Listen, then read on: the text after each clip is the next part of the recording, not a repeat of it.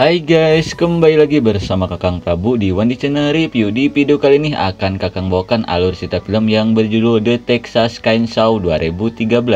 Film ini mengisahkan tentang sosok psikopat yang ada di kota Texas.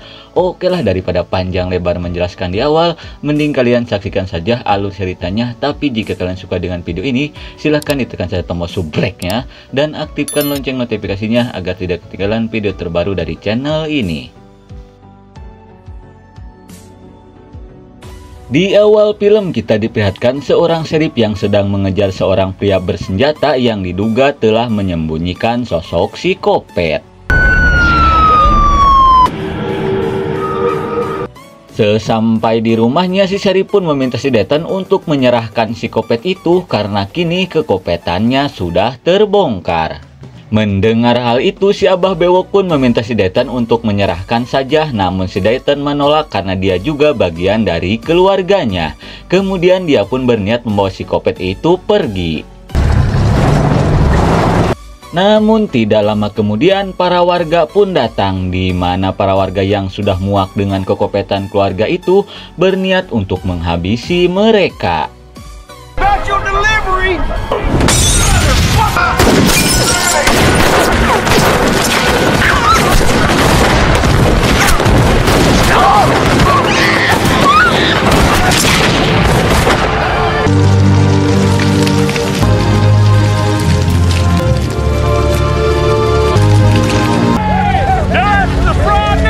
Setelah baku tembak dengan para warga, akhirnya satu keluarga itu pun musnah setelah dilalap si Jago Merah. Melihat hal itu, si sheriff pun langsung memarahi seorang koboi bernama Brook karena telah main hakim sendiri. Namun si Brook yang dendam ke keluarga itu tidak memperdulikan perkataan si sheriff. Singkat waktu, di malam harinya kita pun diperlihatkan ke seorang pria kolot bernama Davin yang sedang mengecek bagian bagasi itu yang tidak terbakar. Hingga tidak lama kemudian dia pun menemukan istrinya si Dayton bersama oroknya. Kasihan melihat si orok, dia pun langsung mengambil orok itu.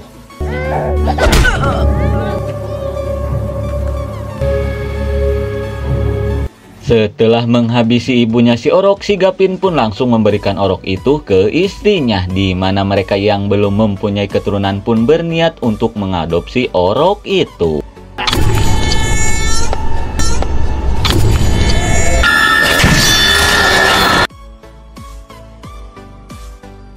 Singkat waktu beberapa tahun kemudian, kita pun diperlihatkan ke seorang bondon cantik bernama Heather yang sedang bekerja di pemotongan daging bagong.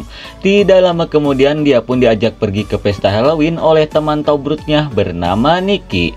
Dirasa itu akan seru, si Heather pun berniat untuk ikut.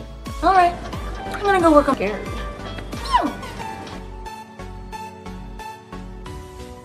Setelah pulang kerja, si Heather pun langsung mengajak ayangnya untuk pergi ke pesta Halloween itu. Namun si Dani pun merasa heran setelah melihat hobi ayangnya yang suka mainin tulang. Kemudian dia pun berkata, "Neng, daripada mainin tulang belulang begitu, mending mainin cacing AA." Mendengar hal itu, jelas saja si Heather yang ingin digabrut brutal pun tidak bisa menolaknya. Namun saat lagi enak-enak saling kokop, mereka pun kesal saat mendengar seseorang memencet bel. Takutnya itu penting, si Dani pun berniat untuk mengeceknya.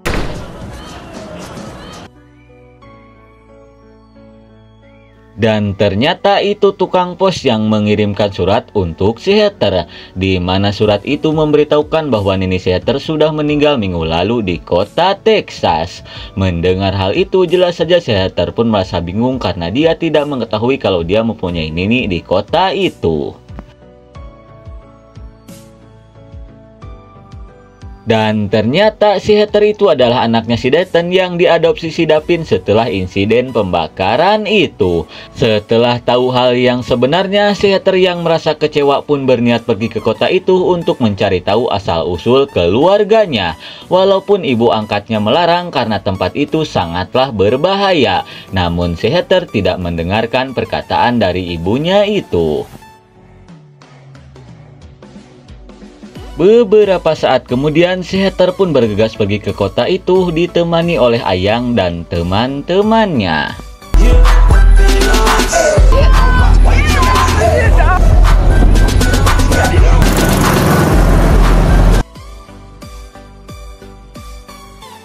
Di tengah perjalanan, mereka pun mampir ke supermarket untuk membeli makanan. Setelah itu, mereka pun bergegas untuk melanjutkan perjalanan. Ready? Maybe let's go. Namun saat akan pergi, mereka pun harus menyenggol seorang pria bernama Darrell. Kemudian mereka pun meminta maaf atas kejadian itu. Lalu si Darrell pun menanyakan tujuan mereka. Si Danny pun memberitahukan bahwa dia dan teman-temannya akan pergi ke kota Texas. Dirasa searah, si Darrell pun izin untuk ikut. Do not stray from the surround, don't enter in. Let you up, yes, God.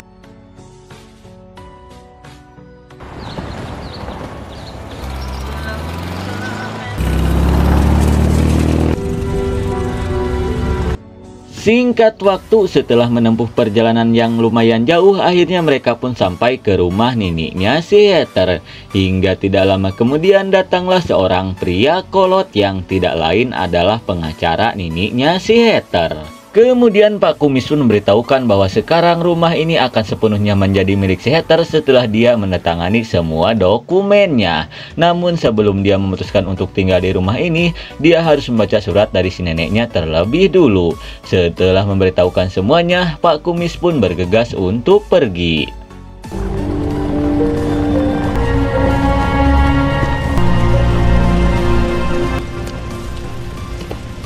Setelah melihat kemegahan rumah peninggalan si Nini, mereka pun bergegas untuk masuk. Sesampainya di dalam, sontak saja mereka pun terperangak setelah melihat kemewahan yang ada di dalam rumah itu. Beberapa saat kemudian, di saat teman-temannya asik bermain biliar, si Heather berniat pergi untuk melihat kuburan nininya.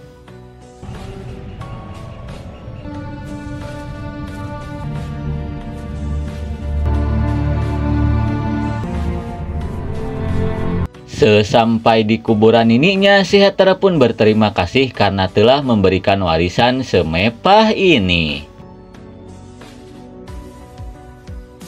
Tidak lama kemudian mereka pun berniat pergi ke kota untuk membeli stok makanan. Sementara itu si Asep izin untuk menunggu karena dia merasa rumah ini perlu dibersihkan.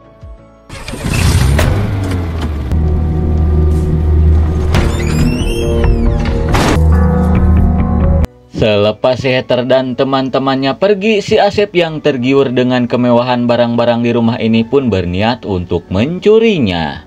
Hingga tidak lama kemudian, si Asep pun melihat sebuah pintu rahasia. Dirasa di ruangan itu banyak barang-barang mahal, si Asep pun berniat untuk masuk.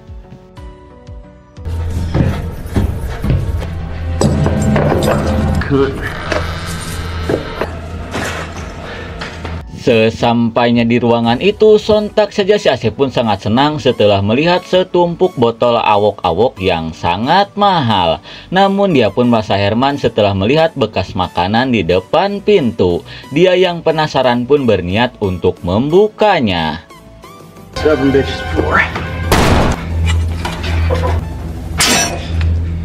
Dikarenakan pintu itu sangat kuat, si Asep pun berniat mencari sesuatu untuk membukanya.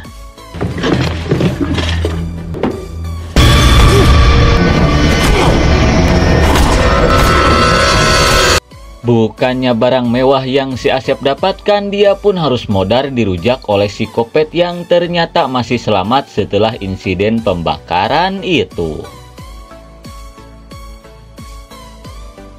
Lalu kita dialihkan ke si Heather yang sedang berbelanja. Tidak lama kemudian ada seorang serif. Dia yang merasa asing pun langsung menanyakan tujuan si Heather. Kemudian si Heather pun memberitahukan bahwa dia baru saja pindah ke kota ini.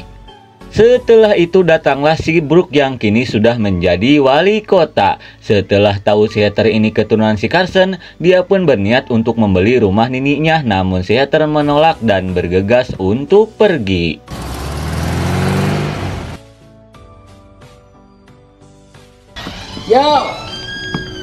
Sesampainya di rumah, si Heather pun sangat kesal setelah melihat barang-barang di rumah ini sudah menghilang di badog si Asep. Di tengah kekesalan, tiba-tiba si Dani datang dan mengajak Ayang dan teman-temannya untuk abok bersama.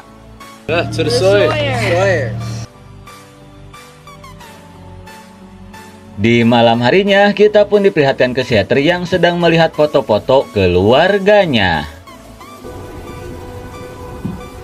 Hingga tidak lama kemudian dia pun melihat foto ibunya yang memiliki tanda lahir mirip dengan dirinya. Lalu kita dialihkan ke si Kenny yang sedang memasak di dapur. Tidak lama kemudian dia pun melihat sebuah pintu rahasia. Dia yang penasaran pun berniat masuk ke ruangan itu.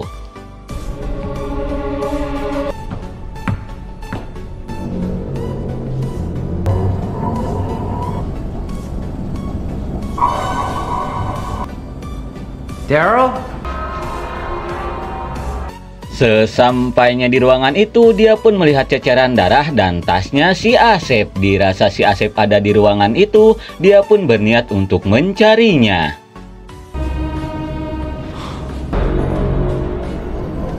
Daryl!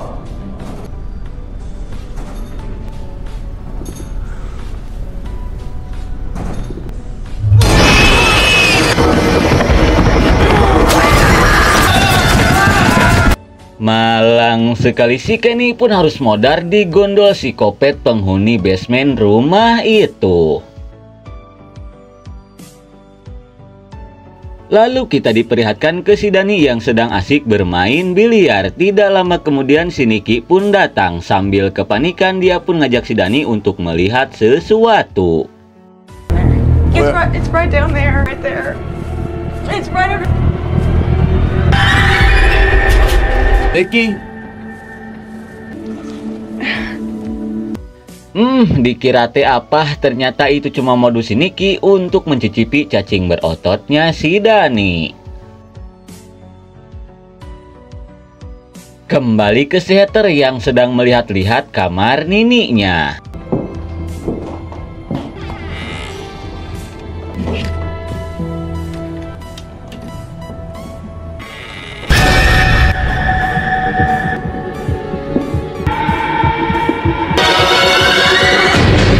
Setelah melihat-lihat baju nininya, si Heather pun sok parah setelah melihat jasad nininya sudah ada di kamar itu. Dia yang ketakutan pun bergegas untuk pergi. Di tengah kepanikan, dia pun berniat memberitahukan hal itu ke teman-temannya.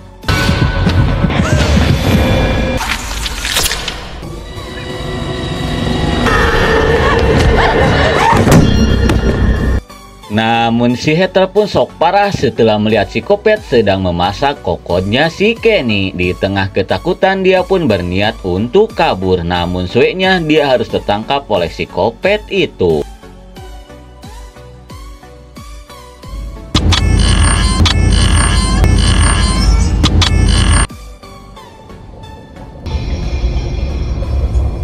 Beberapa saat kemudian, si Heather pun tersadar di sarang psikopat.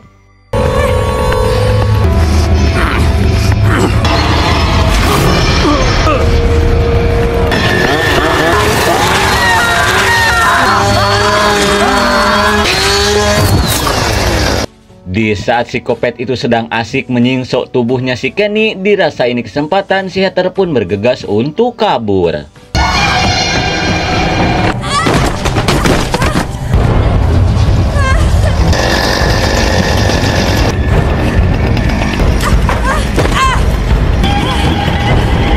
Melihat psikopat itu masih mengejarnya, si Heather pun berniat bersembunyi di kuburan bekas nininya.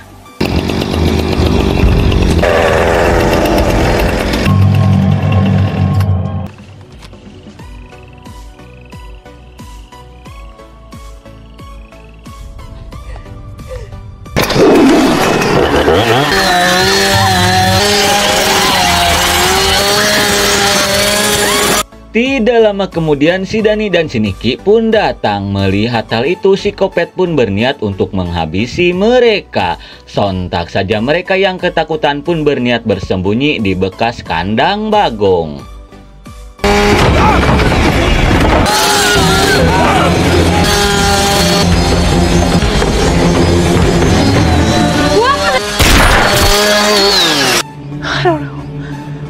Back up!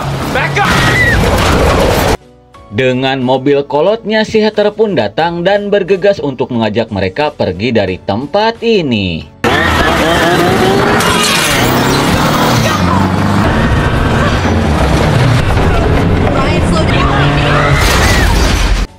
Akibat menabrak gerbang rumah itu, mobil mereka pun menjadi sulit menyala. Mereka pun semakin ketakutan setelah melihat si Kopet Shinso mulai mendekati mereka.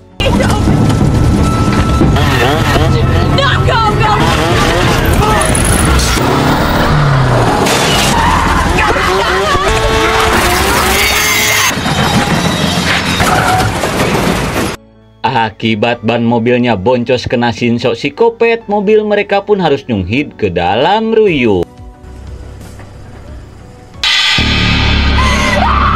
Dan akibat kejadian itu, si Dani pun harus modar mengenaskan. Di tengah kesedihan, tiba-tiba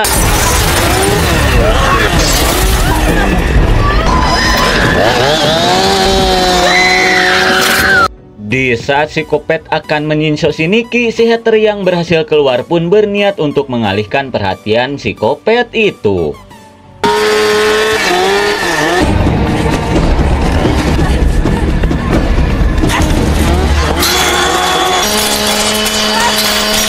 Setelah jauh apruk-aprukan melewati ruyuk, si Heather pun sampai ke pasar malam. Melihat si Kopet Shinso datang, para pengunjung pasar malam itu pun menjadi panik ketakutan. Melihat keriuhan yang terjadi, si Sheriff Ucup pun berniat untuk mengeceknya.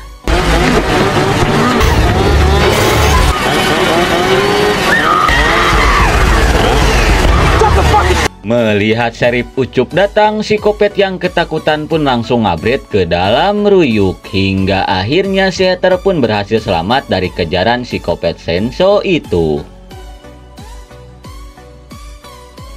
Beberapa saat kemudian kita pun diperlihatkan ke si Sheriff Yayat yang melihat sebuah mobil terjungkir di dalam ruyuk yang tidak lain adalah mobilnya si Dani. Kemudian dia pun berniat untuk mengeceknya. Seats all sawed up. Setelah melihat ceceran darah menuju ke suatu tempat, si Yayat yang penasaran pun berniat untuk memeriksanya. Sementara itu, si Heather yang baru saja tiba di kantor polisi pun langsung melaporkan tentang teman-temannya yang dihabisi oleh si Kopet Shinso.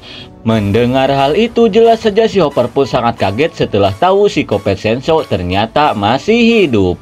Kemudian dia pun meminta si Heather untuk membaca semua berkas-berkas tentang keluarga Carson.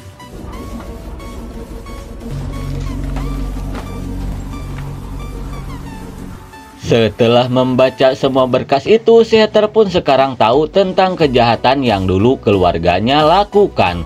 Dan pada akhirnya keluarganya pun modar dibakar warga yang diprovokasi oleh si Buck Hartman.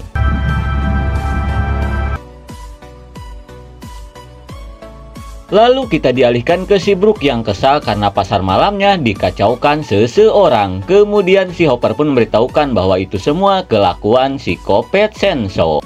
Di tengah rasa tak percaya, tiba-tiba si Marvin mengabarkan tentang penemuan jejak darah yang menuju ke rumah Carson. Kemudian dia pun berniat untuk mengeceknya.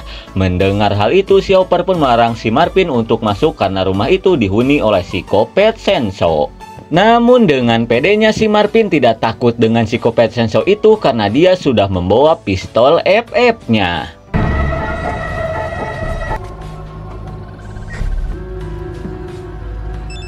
Sementara itu, si Brook yang penasaran tentang si Kopet Shinso pun meminta si Marvin untuk sambil merekamnya.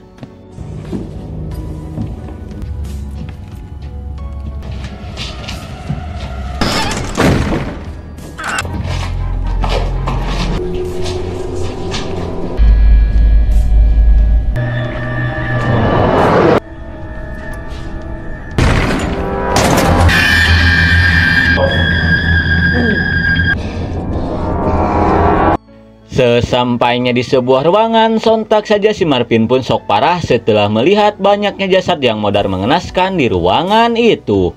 Di tengah kengerian, dia pun mendengar sesuatu di lemari pendingin, kemudian dia pun berniat untuk mengeceknya.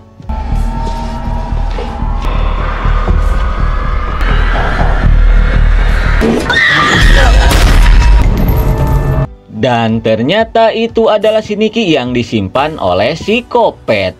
Namun karena kaget, si Marvin pun tanpa disengaja menembaknya. Di tengah kepanikan, dia pun bergegas pergi dari ruangan itu.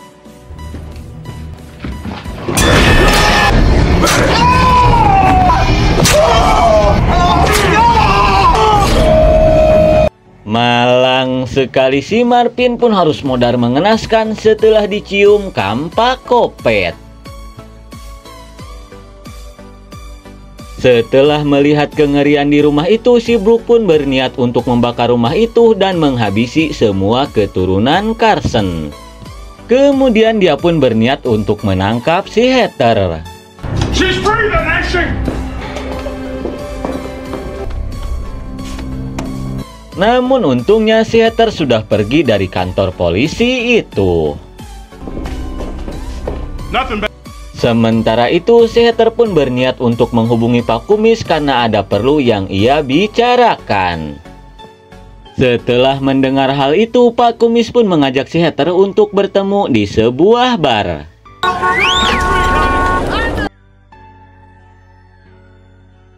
Kemudian kita dialihkan ke si Kopet yang berniat mengambil kulit wajahnya si Marvin untuk dijadikan topeng terbarunya.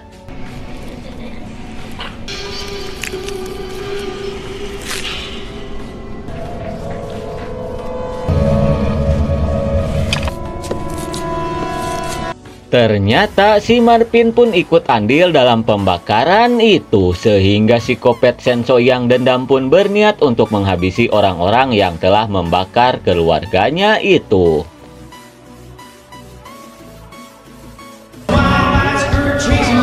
Sementara itu si Heather yang sudah bertemu dengan Pak Kumis pun langsung menanyakan tentang sosok si Kopet yang ada di basement rumah itu. Dirasa si Heather belum membaca surat dari niniknya, Pak Kumis pun memberitahukan bahwa si Kopet itu adalah sepupunya si Heather. Namun karena keterbelakangan mental, keluarganya pun mengurungnya di basement rumah itu.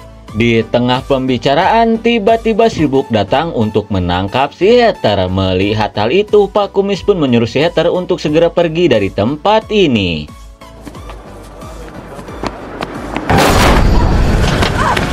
Sungguh suwe, si Heather pun harus ditabrak oleh algojonya si Brooke yang bernama Oli Gardan. Kemudian si Oli pun berniat untuk membawa si Heather ke bosnya itu.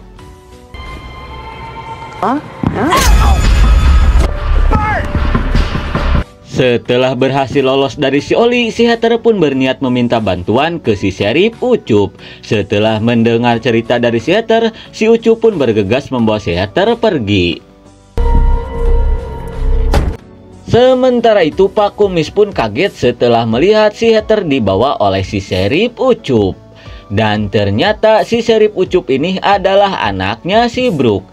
Kemudian si Brooke pun meminta ke si Ucup untuk membawa si Heather ke bekas penjagalan karena dia akan segera dieksekusi di sana. That's your fucking dad! Di waktu yang bersamaan, si Kopet yang mendengarnya pun berniat pergi ke bekas penjagalan itu untuk menghabisi si Brooke. Di sisi lain, Pak Kumis pun meminta bantuan ke si Sheriff Hopper untuk segera menyelamatkan si Heather.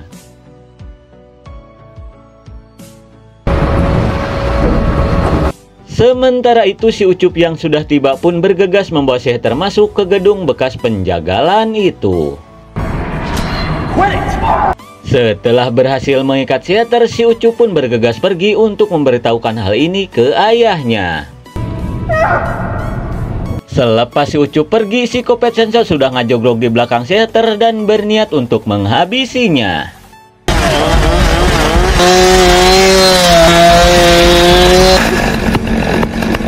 Di saat dia akan menyinso si Heather, dia pun mengurungkan niatnya setelah melihat tanda lahir di dadanya si Heather.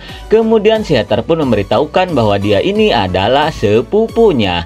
Mendengar hal itu, si Kopet pun bergegas untuk menyelamatkan si Heather.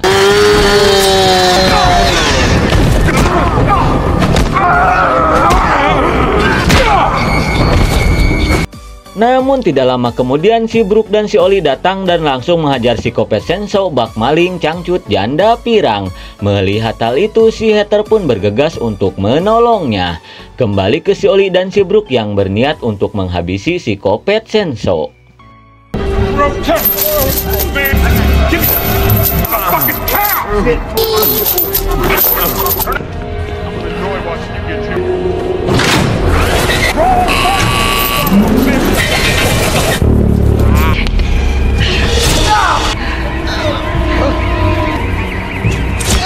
Namun si Heather keburu datang dan langsung menghabisi si Oli. Setelah itu dia pun bergegas untuk menolong si Kopet Senso.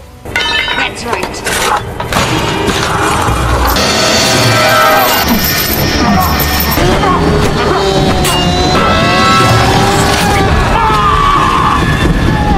Setelah berhasil mengalahkan si Brook, tidak lama kemudian si Sheriff Hooper datang. Namun karena dia muak dengan kepemimpinan si Brook, dia pun tidak akan menahan si Kopet Senso untuk menghabisinya.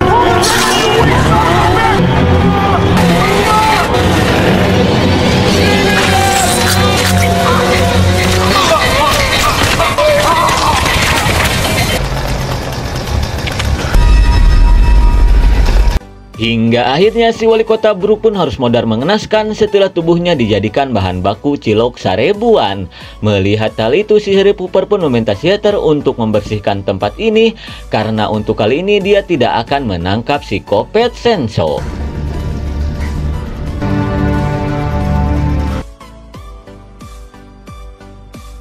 Sesampainya di rumah, si Heather pun langsung membacakan surat dari nininya, di mana surat itu mengatakan bahwa rumah dan isinya ini akan menjadi miliknya si Heather. Namun dia harus merawat sepupunya, yaitu si Kopet Senso, dikarenakan si Kopet Senso lah saudara satu-satunya si Heather yang masih tersisa. Setelah membacanya, si Heather pun berniat untuk menjalankan amanah yang neneknya katakan di dalam surat itu. Dan film pun sudah berakhir.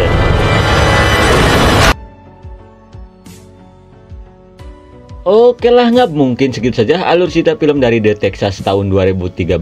Maaf jika ada salah kata. Terima kasih yang sudah menonton. See you next and bye-bye.